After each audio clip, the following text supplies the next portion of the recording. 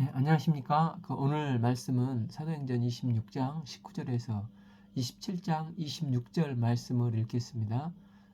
요절 27장 24절 바울아 두려워하지 말라. 내가 가이사 앞에 서야 하겠고 또 하나님께서 너와 함께 항해하는 자를 다 내게 주셨다 하였으니, 바울은 계속해서 주님으로부터 받은 사명을 설명한 다음에 그가 이 사명에 따라 어떻게 충실하게 살았는가를 증거하면서 이제 27장에서 사슬에 매인 채로 로마로 호송된 항해를 하게 됩니다.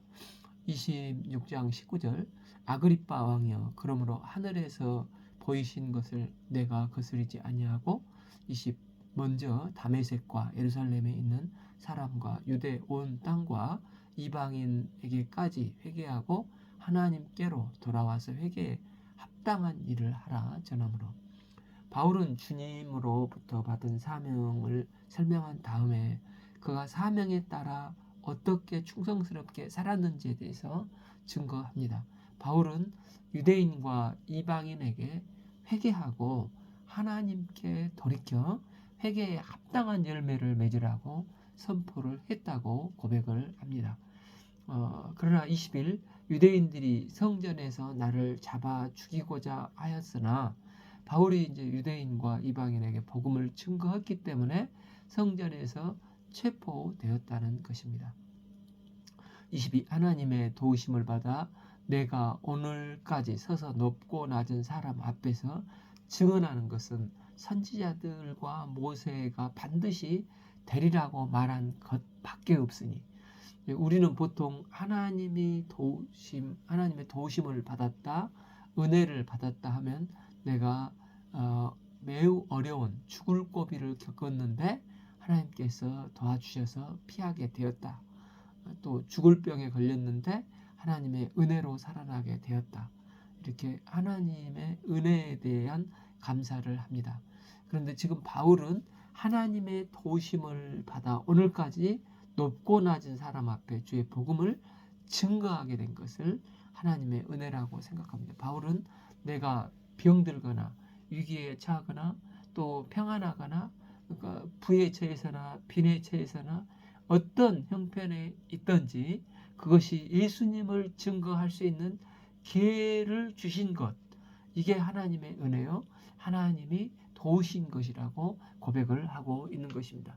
이처럼 바울은 하나님께 대한 회개를 선포할 때 그가 증언한 것이 무엇입니까? 22b 선지자들과 모세가 반드시 되리라고 말한 것밖에 없으니, 그가 선포한 복음은 선지자들과 모세에 선포한 구약의 내용과 완전히 일치한다는 것입니다.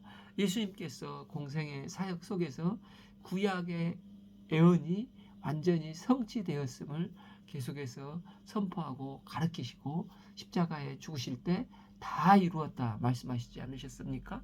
또 마태도 예수 그리스도께서 이 땅에 오신 이유와 목적이 구약의 약속을 온전히 성취하기 위함이라고 마태복음을 기록한, 이게 목적이라고 기록을 했습니다.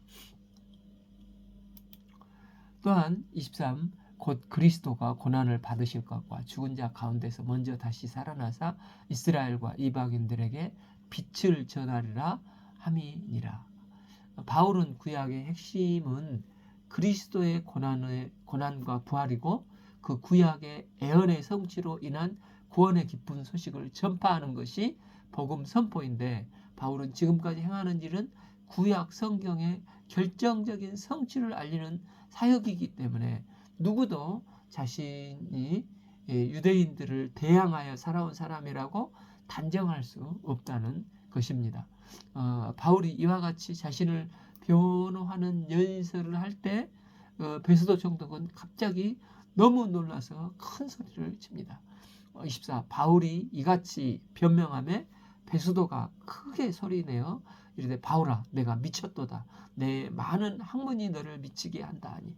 베스도는 사도 바울이 학식이 뛰어나고 율법에 능통한 사람인 것을 알고 있는데 이 바울의 미친 존재감에 충격을 받고 내가 미쳤도다.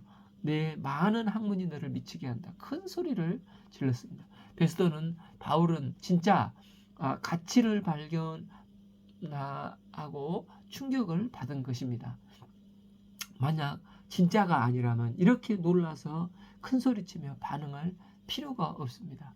그 사도행전 17장 그 32절 아덴 복음화를 이룰 때 아테네 사람들은 그 비웃고 조롱하며 코웃음 쳤을 뿐입니다. 그런데 베스도는 바울아 내가 미쳤도다. 내 많은 학문이 너를 미치게 한다. 큰 소리를 질렀습니다. 이에 25절 바울이 이르되 베스도 각하여 내가 미친 것이 아니요 참되고 온전한 말을 하나이다. 인생의 진정한 가치를 발견하지 못한 사람은 덤덤하고 몸이 건조한 삶을 살아가게 됩니다. 그러나 진짜 가치를 발견한 사람은 이처럼 사도 바울처럼 미칠 수밖에 없다는 것입니다. 마태복음 13장 44절에서 천국은 마치 밭에 감추인 보화가 같으니 사람이 이를 발견한 후 숨겨두고 기뻐하며 돌아가서 자기의 소유를 다 팔아 그 밭을 사느니라. 밭에 숨겨진 보화를 발견한 사람이 이후에 했던 일들은 다른 사람들이 볼 때는 다 미친 짓이었습니다. 오늘 갑자기 아파트 팔고 가게 팔고 냉장고, TV 다 파는 것은 미친 것 같이 보이지 않았겠습니까? 이웃들이 너 미쳤냐? 갑자기 왜 이래? 그런데 가장 가치 있는 보화를 본 사람은 이게 아무것도 아닌 것입니다. 그래서 자기의 소유를 다 팔아 그 감추인 보화의 밭을 산 것입니다. 이는 밭에 감추인 보화가 지금껏 자기가 소유했던 그 모든 것과도 비교할 수 없을 정도 100배, 1000배, 10,000배 귀하고 값진 보화이기 때문입니다. 이처럼 믿고 있는 복음은 세상을 변화시키고 한 인생을 변화시킬 수 있는 생명과 능력의 하나님의 말씀입니다. 우리가 믿고 있는 것이 이처럼 값진 보화입니다. 히브리서 4장 12절에서 하나님의 말씀은 살아있고 활력이 있어 좌우에 날선 어떤 검보다 예리하며 혼과 영과 관절과 골수를 찔러 쪼개기까지 하며 또 마음의 생각과 뜻을 판단한다고 했습니다. 우리가 하나님의 말씀을 세상에 증거할 때 세상은 베스도 총독처럼 놀랄 것입니다. 그래서 히브리서 11장 믿음으로 살았던 믿음의 선진들의 믿음의 삶을 한마디로 그 38절에서 표현을 하는데 이런 사람은 세상이 감당하지 못하느니라 했습니다. 오늘날 우리도 히브리 믿음의 선진들처럼 믿음으로 기도하며 진리의 말씀을 선포할 수 있기를 기도합니다. 그럴 때 총독 베스도도 깜짝 놀라게 하고 당황시켰던 사도 바울의 고백과 같은 동일한 고백이 우리 입술을 통해서 증거될 수 있기를 기도합니다. 또한 이 부정적인 요소는 베스도는 아주 합리적이고 열심히 공부한 열공이었기 때문에 이성적인 사고에 근거해서 십자가에 죽으신 예수님이 살아났던 것에 대해서 믿을 수가 없는 이야기로 생각한 것입니다. 이에 바울은 25 바울이 이르되 베스도 가까이 내가 미친 것이 아니라 참되고 온전한 말을 하나이다. 바울은 베스도에게 나는 미친 게 아닙니다. 나는 참된 말을 하고 있습니다. 라고 증거했습니다. 그러면서 26 왕께서 이 일을 아시기로 내가 왕께 담대히 말하노니 이 일에 하나라도 아시지 못함이 없는 줄 믿나이다. 이 일은 한쪽 구석에서 행한 것이 아니이다. 지금 바울은 자신이 참된 증거를 하고 있다는 증거로 지금 같이 참석한 아그리파 왕, 이 왕은 유대인으로 바울이 말하는 내용에 대해서 잘 알고 있기 때문에 그가 서슴없이 담대히 말할 수 있다는 것입니다. 왕께서 이 일을 다 아시는 것은 그리스도의 고난과 부활의 사건이 어느 구석진 곳에서 된 일이 아니고 비밀스럽게 된 일도 아니고 온 세상, 온 천하가 다 아는 일이라는 것입니다. 그러면서 드디어 바울은 아그리파 왕에게 도전합니다. 27 아그리파 왕이여 선지자를 믿나이까 믿으시는 줄 아나이다. 복음 증거에 베스도 총독이 흔들렸던 것처럼 이제 아그리파 왕도 흔들렸습니다. 사실 그는 자기 누이 동생과 동거하는 정말 부끄러운 죄를 지은 사람이 아닙니까? 그러면서도 왕의 자리에 권력을 누리고 있는데 누구보다도 복음이 필요한 사람인 것입니다. 28. 아그리빠가 바울에게 이르되 내가 적은 말로 나를 권하며 그리스도인이 되게 하려 하는도다. 이 말은 이제 두 가지가 생각을 해볼 수가 있는데, 사도 바울아, 내가 이 적은 말로 나를 설득하여 나를 기독교인이 되게 할 수 있는 줄로 아느냐? 그렇게 될 수는 없지 하는 의미가 있을 수 있습니다. 다른 의미로는 바울 네가 조금만 더 전도하고 내게 복음을 전하면, 내가 조금만 더 듣고 있다면 하마터면 은혜 받고 예수 믿을 뻔했다. 너의 말 듣고 있다 보니 나도 기독교인이 되겠어 하는 것입니다. 이와 같이 사도 바울의 말씀은 설득력이 있고 생명력이 있었습니다. 사실 이 기회야말로 베스도 총독이나 아그리빠 왕도 그리스도인이 될 수 있는 인생의 유일한 기회였습니다. 그러나 그들은 왕이나 총독이기 때문에 다시 올 수 없는 이 절호의 기회가 왔음에도 불구하고 주변 환경과 체면 때문에 그들은 쉽게 예수님을 영접하지 못한 것입니다. 우리 주위에도 지위나 환경 때문에 잘못된 것을 알면서도, 또 말씀이 진리라는 것을 알면서도 어쩔 수 없이 주님께 나오지 못하는, 그래서 은혜를 덧입지 못하는 불쌍한 사람들이 있지 않습니까? 우리가 이들을 위해서 기도를 해야 되겠습니다. 이에 바울은 재치 있게 왕의 반문을 그대로 받아서 말을 합니다. 29. 바울이 이르되 말이 적으나 많으나 당신뿐만 아니라 오늘 내 말을 듣는 모든 사람들도 다 이렇게 결박된 것 외에는 나와 같이 되기를 하나님께 원하나이다. 많은 부모들이 나처럼 살아라 말할 수 있다면 얼마나 복된 가정이 되겠습니까? 그런데 대부분 나는 그렇게 살지만 너는 아빠처럼 엄마처럼 살지 말라라고 말하는 것을 보게 됩니다. 나와 같이 되기를 하나님께 원한다는 말씀처럼 이렇게 설득력 있는 말씀이 어디 있겠습니까? 바울은 감옥에 잡힌 것이나 이렇게 결박된 것은 담지 말고 다 자기처럼 되기를 원한다고 증거하고 있습니다. 30. 왕과 총독과 번이게와 함께 앉은 사람들이 다 일어나서 31. 물러가 서로 말하되 이 사람은 사형이나 결박당할 만한 행위가 없다 하더라. 22. 예, 아그리빠가 베스도에게 이르되 이 사람이 만일 가이사에게 상소하지 아니하였더라면 석방될 뻔하였다 하니라. 아그리빠 왕은 바울의 진실과 그의 믿음을 보고 이 사람이 만일 가이사에게 상소하지 아니하였다면 석방될 수 있을 뻔하였다고 말을 하고 있습니다. 그러나 하나님의 계획은 사람의 손에 있지 않습니다.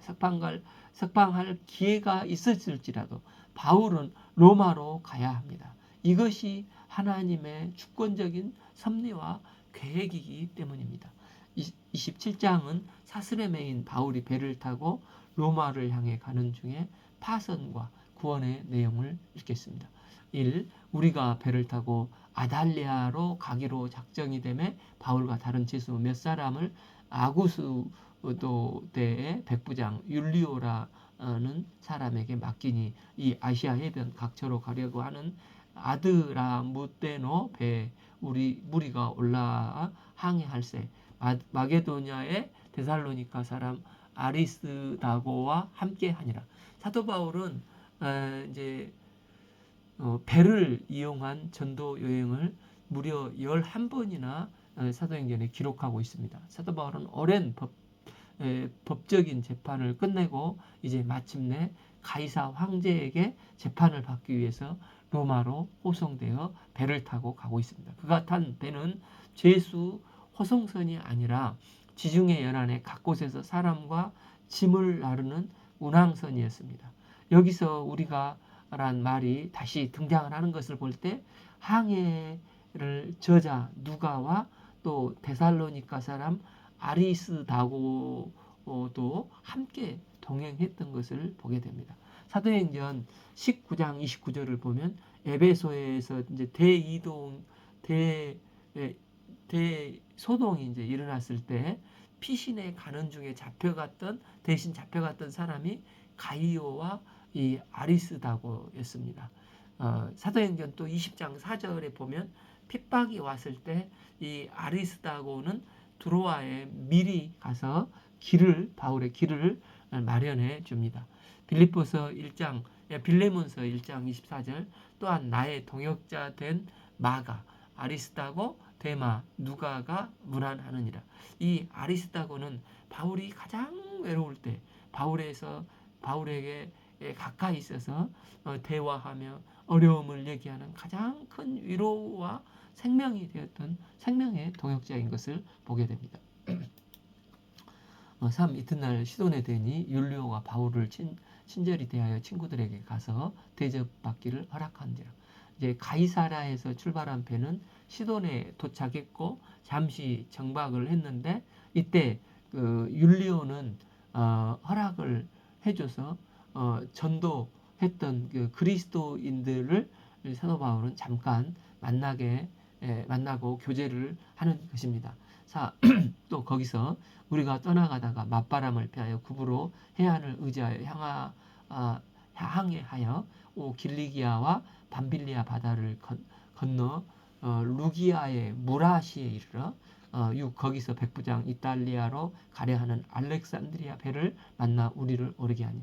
지금 이 배는 여행하기 좋지 않는 기간에 출발을 했기 때문에 굉장히 어려운 항해를 하고 있습니다. 그래서 정상적인 항해를 하지 못하고 구부로 해안으로 항해를 합니다. 이곳 무라 항구는 로마로 가는 곡물 수출 항구인 알렉산드리에서 이제 지중해를 건너 북쪽 직선거리에 있는 이 항구에 와서 이제 로마로 가는 곡물 이제 그 알렉산드리아 로마 이집트에 이 삼각주가 있지 않습니까? 그곳에 특별히 이 곡물이 많이 나는데 이 곡물을 실은 화물선이 이 항구에 잠시 정박하는 것이 통례였습니다. 대체로 여기서 떠나 그레데 섬의 북쪽을 거쳐서 로마 시실리아 섬으로 향했습니다. 이 무라시에 이르러 백부장 알레오는 그곳에 배를 바꿔 타서 드디어 로마로 가는 큰 알렉산드리아 배를 타는 것입니다. 7. 배가 더디 가 여러 날에 간신히 니도 맞은편에 이르러 풍세가 더 허락하지 아니하므로 살몬의 앞을 지나 그레데 해안을 바람막이로 향하여 배는 이제 풍랑 때문에 많은 날이 지난 다음에 드디어 니도 섬에 도착을 했습니다. 그래서 그레데 섬의 남쪽 해안을 이제 바람막이로 삼아서 항해를 할 수밖에 없었습니다. 8. 간신히 그 연안을 지나 미항이라는 곳에 이르니 라세아 시에 가깝더라. 그러니까 배를 힘들게 간신히 작은 섬 라세아에 가까운 아름다운 항구라는 그러니까 이름뿐 이제 미항에 도착을 합니다. 그곳에 잠시 정박을 하면서 항해를 방해하는 바람의 방향이 바뀌기를 기다렸습니다. 이제 고린도후서 11장 25절을 보면 3번 파산한 경험이 있다고 사도 바울이 고백을 하지 않습니까? 그는 이제 11번이나 배를 타고 전도 항해를 했기 때문에 지금 날씨가 굉장히 좋지 않다는 것을 잘 알고 경험적으로 알고 있었습니다. 여러 날이 걸려 금식절기가 이미 지났으므로 항해하기가 위태한지라. 바울이 그들을 이제 권하여서 항해를 이제 만류하는 이제 객관적인 사실이 나오는데 이 가이사라에서 지금 이곳까지 오는데 이 계획보다 많은 시간이 경과되었다는 것입니다. 또한 금식 기간은 속죄일로 속죄일이 지났다는 말로 대략 9월에서 10월 초 우리 달력으로 그렇습니다.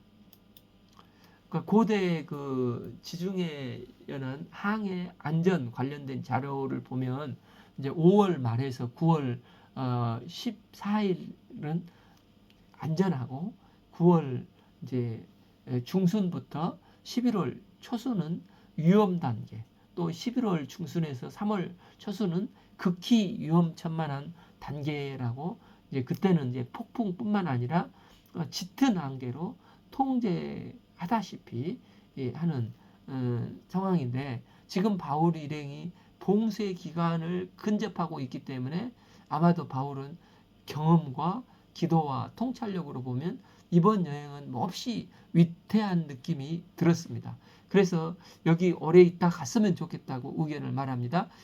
10. 말하되 여러분 내가 보니 이번 항해가 화물과 배만 아니라 우리 생명에도 큰 타격과 많은 손해를 끼치리이다. 그러나 그는 죄인의 신분이었기 때문에 그의 의견은 백부장에게 받아들여지지 않습니다. 11. 백부장이 선장과 선주의 말을 바울의 말보다 더 믿더라. 사실 바다와 기후에 대해서 전문가인 선장과 선주만큼 잘 아는 사람이 어디 있겠습니까?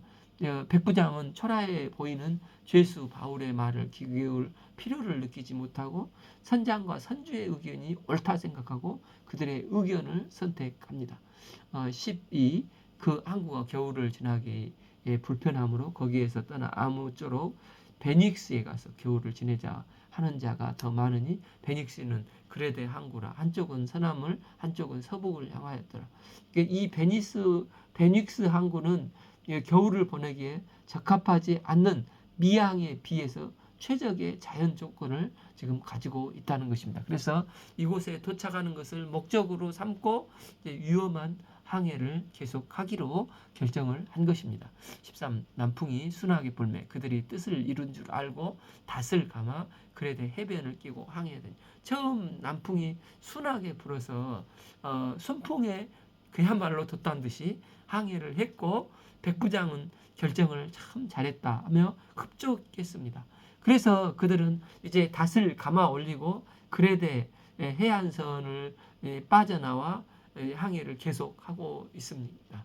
그런데 이게 웬일입니까? 15절 배가 밀려 바다를 맞추어 갈 데 없이 가는 대로 또 쫓겨가다가, 그러니까 얼마 못 가서 이 유리굴라 이 광풍을 이 일행이 만나게 되는 것입니다. 16. 가우다라는 작은 섬 아래로 지나 간신히 거루를 잡아 17. 끌어올리고 줄을 가지고 선체를 둘러감고 스르디에 걸릴까 두려워하여 연장을 내고 그냥 쫓겨가더니, 그들은 불가항력적으로 떠밀려 가다가 연장도 다 버리고 그냥 이력편주가 되어 광풍 속에서 파도 속에서 그냥 무작정 떠밀려 가고 있는 것입니다. 18. 우리가 풍랑으로 심히 애쓰다 이튿날 사공들이 짐을 바다에 풀어버리고 선적된 이제 곡물 선적배니까 바다에 다 던져버렸습니다. 그러다 점점 파고가 심해지니까 이제 19. 사흘째 되는 날에 배 기구를 그들의 손으로 내버리니라. 그들이 배가 자초되는 것을 막기 위해서 이제는 배에 최소 장비만 남겨주고 다 바다로 던져버렸다는 것입니다. 20. 여러 날 동안 해도 별도 보이지 아니하고 큰 풍랑이 그대로 있으며 구원의 여망마저 없어졌더라. 당시 항해하는 해와 별은 그 나침반 역할을 했지 않습니까? 그런데 그들은 무려 이제 전체적으로 보면 14일 동안 밤에는 별을 볼 수가 없었고 낮에는 해도 볼 수가 없이 큰 풍랑과 시커먼 먹구름 속에서 유리굴라 대광풍의 흑암 속에서 지금 표류를 하고 있는 것입니다. 설상가상으로 태풍의 기세는 꺾이지 않고 더 세력을 받고 위협을 하고 있습니다. 이제 구원에 대한 여망, 소망을 조금도 가질 수 없는 지경까지 이르게 됐습니다. 사실 사도 바울이 출발 전에 이미 경고하면서 항해를 늦추자고 했지 않습니까? 이번 항해가 화물과 배뿐만 아니라 우리 생명도 타격과 많은 손해를 끼치리라. 이제 백부장은 그러나 잔뼈가 굵은 이 선장과 항해사의 말을 들었습니다. 그러나 항해 전문가도 틀릴 때가 있는 것을 보게 됩니다. 그러나 우리 삶과 온 세계 우주를 섭리 가운데 주관하시고 경영하시는 하나님은 결코 틀린 적이 없습니다. 그러므로 성도는 어떤 풍랑 속에서도 자신의 경험과 지식을 따르지 않고 오직 주의 말씀과 성령의 인도하심을 따라야 하는 것입니다. 구원의 여망을 잃고 깊은 절망 중에 있는 그들에게 누가 소망을 주었습니까? 21 여러 사람이 오래 먹지 못하여 바울이 그 가운데 서서 말하되 여러분이요 내 말을 듣고 글에 대해서 떠나지 아니하며 이 타격과 손상을 면하였더라면 좋을 뻔하였느니라. 모든 사람이 공포와 두려움에 살 소망까지 살 소망까지 끊어진 상태에서 사도 바울 한 사람이 일어서서 그들에게 갈 길을 제시하고 있는 것입니다. 여러분이요 내 말을 듣고 글에 대해서 떠나지 아니하여 이 타격과 손상을 면하였더라면 좋을 뻔하였나이다 하면서 먼저 자신이 말을 듣지 않고 경솔하게 항해하게 된 결과 자신 재산을 다 잃어버리고 배에도 큰 손상을 입게 된 것을 말하고 있습니다. 그가 이 말을 하려고 이제 일어선 것은 아니겠죠. 그가 일어선 이유가 불안과 초조 절망 속에 있는 지금 270명 사람들에게 여러분들 안심하십시오. 당신들은 죽지 않습니다. 라고 말을 하기 위해서 담대히 일어선 것입니다. 22 내가 너희를 권하노니 이제는 안심하라. 너희 중 아무도 생명에는 아무런 손상이 없겠고 오직 배뿐이니라. 지금 별빛도 햇빛도 없고 참 여전히 유리굴라 수위는 강력합니다. 이런 상황에서 사도 바울은 이제는 안심하라. 너희 중 아무도 생명에는 아무런 손상이 없겠고 오직 배뿐이라라고 선포하는 것입니다. 이들과 똑같은 처지에 놓인 사도 바울이 어떻게 이렇게 담대하게 말을 할 수 있었습니까? 23 내가 속한 바 곧 내가 섬기는 하나님의 사자가 어젯밤에 내 곁에 서서 말하되 바울은 내가 속한 바 곧 내가 섬기는 하나님이라고 고백을 하고 있습니다. 바울의 하나님은 멀리 계시는 하나님이 아니라 이 본인의 광풍 속에 현재 여전히 내가 섬기는 살아계신 하나님을 믿는 믿음이 있었던 것을 보게 됩니다. 그는 이 하나님을 내가 찬양하고 경배하고 존귀한 하나님이라고 고백을 하는 것입니다.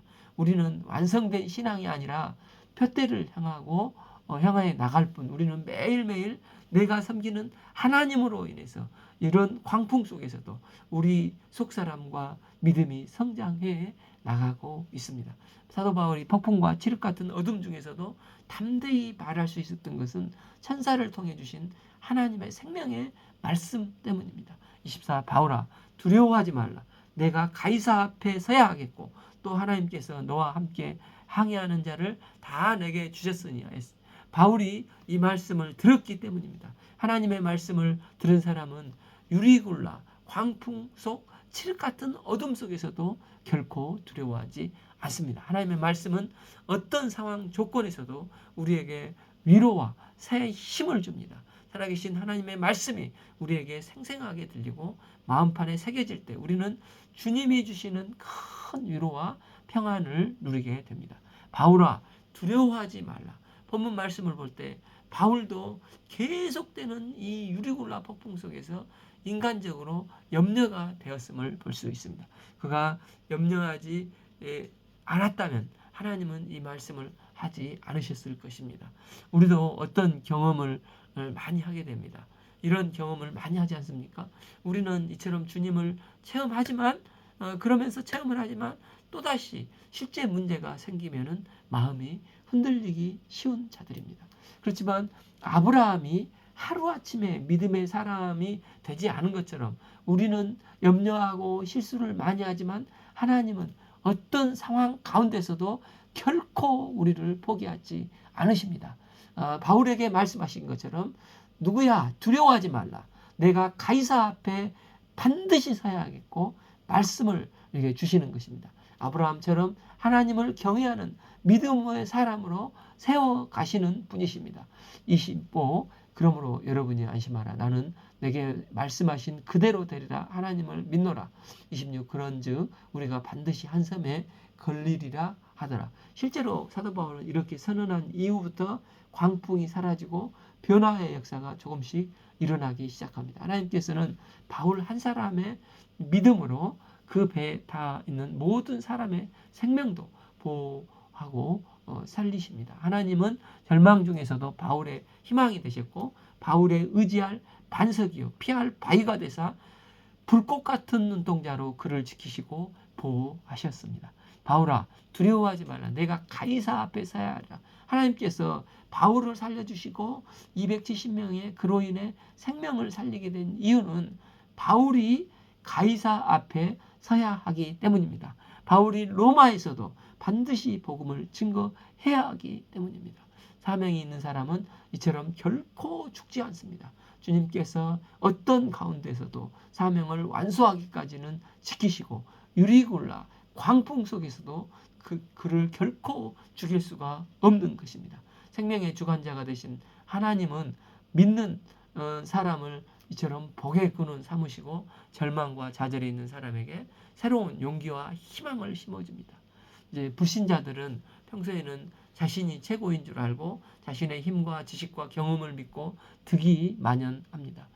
그러나 예기치 않는 질병이나 또 사업 파산, 불의의 사고, 또 자녀 문제, 또 관계 문제 등 유리굴라를 갑자기 만났을 때 속수무책으로 절망을 합니다. 그러나 이때 하나님을 믿고 섬기는 자의 삶은 얼마나 지혜롭고 얼마나 생명력 있고 얼마나 담대한지 사도 바울을 통해서 깨닫게 되지 않습니까? 내가 속한 바 곧 내가 섬기는 하나님은 하나님께 속한 자를 끝까지 보호하시고 책임져 주시며 합력하여 선을 이루시고 그 인생을 통해 하나님의 뜻, 하나님의 소망을 이루시고 영광을 받으심을 믿습니다. 오늘 말씀은 사도행전 26장 19절에서 27장 26절 말씀을 읽었습니다. 감사합니다.